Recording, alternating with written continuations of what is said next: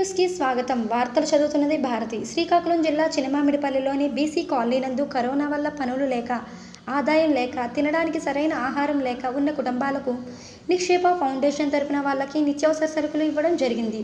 దీనికి సహకరించిన వాళ్ళ టీంలోని రోహిత్కి నిక్షేప ఫౌండేషన్ వ్యవస్థాపకులు కాటం శైలేష్ గారు ధన్యవాదాలు చెబుతూ, మా ఫౌండేషన్ అన్ని వేళలా పేదల కోసం సహాయం చేస్తుందని చెప్పారు.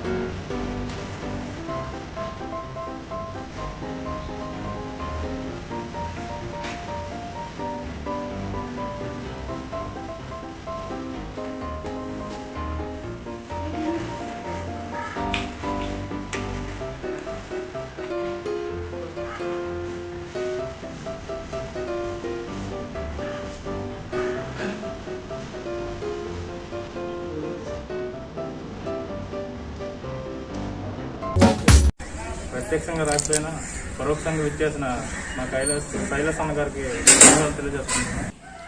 అందరికి కూడా నమస్కారాలు.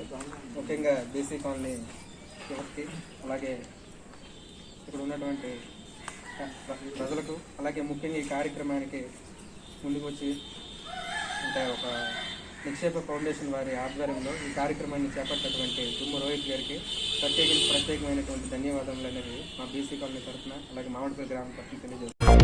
24/7 ఎంబీకే న్యూస్ చూస్తూనే ఉండండి. ఈ వార్తలు ఇంతటితో సమాప్తం. అంతవరకు సెలవు.